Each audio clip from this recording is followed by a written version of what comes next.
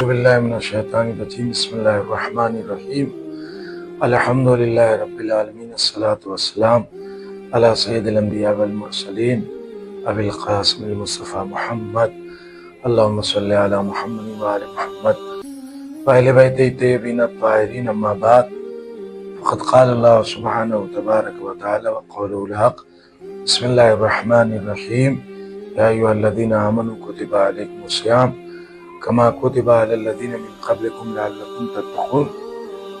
ناظرین محترم، قرآن کا ارشاد ہے کہ روزہ تم پر فرض کیا گیا ہے، ویسے ہی صاحبان ایمان جیسے پچھلی امتوں اور پچھلے لوگوں کے اوپر فرض تھا۔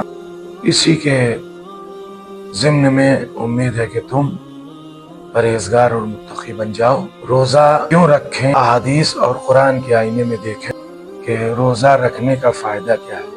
تو رسول اسلام فرماتے ہیں کہ تم تصحوا، روزہ رکھو کہ تم صحت یابی سے زندگی گزار سکو، سلامتی تمہاری زندگی میں آئے۔ رسول اسلام کا یہ ارشاد دوسرے مقام پر ہے، آپ فرماتے ہیں کہ روزہ رکھو تاکہ صحت و سلامتی کے ساتھ زندگی بسر ہو، اور روزے میں جسم کے حرام اجزاء پگھل جاتے ہیں، یعنی جو حرام کے ذریعے سے جسم کی نشو و نما ہوتی ہے وہ روزہ کے زمانے میں روزہ رکھنے سے وہ اجزاء پگھل جاتے ہیں، خشک ہو جاتے ہیں، ختم ہو جاتے ہیں، جل جاتے ہیں۔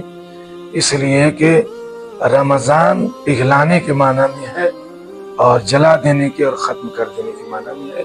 اس بنیاد کے اوپر روزے کی اہمیت ہے اور روزے کا یہ فائدہ ہے۔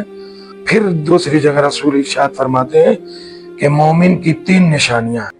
آپ فرماتے ہیں کہ پہلی نشانی روزہ کی محبت کی وجہ سے کم کھانا، ذکر الہی کی وجہ سے کم بولنا، یعنی زیادہ سے زیادہ ذکر الہی میں اپنی دلچسپی اور اپنے وقت کو صرف کرنا۔ اسی طرح سے نماز کی وجہ سے کم بولنا، کم سونا۔ نماز ہر وقت آدمی مستحبات اور تمام چیزیں مستحبی اور نوافل نمازیں پڑھے، اس کی بنیاد پر کم سوئے۔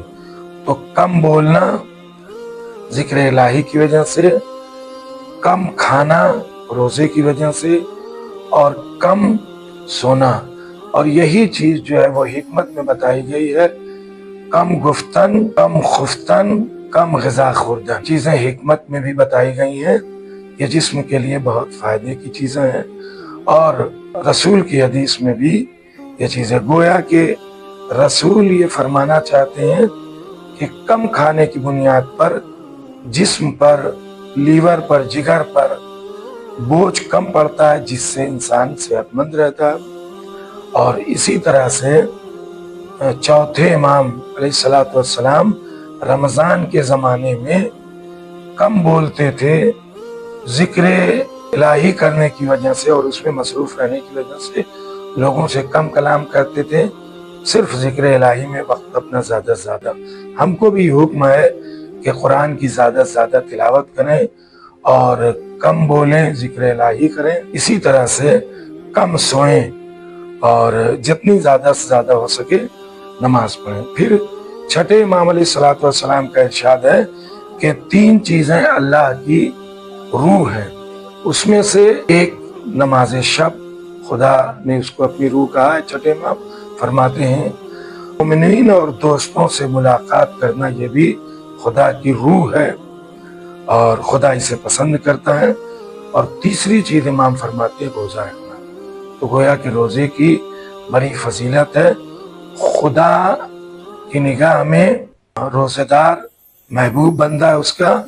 امام فرماتے ہیں کہ روزے دار کے لیے سنت ہے ظہر سے قبل سویا کرے، کیونکہ خداوند عالم روزے دار کو سونے کی حالت میں کھانا پینا مہیا کرتا ہے۔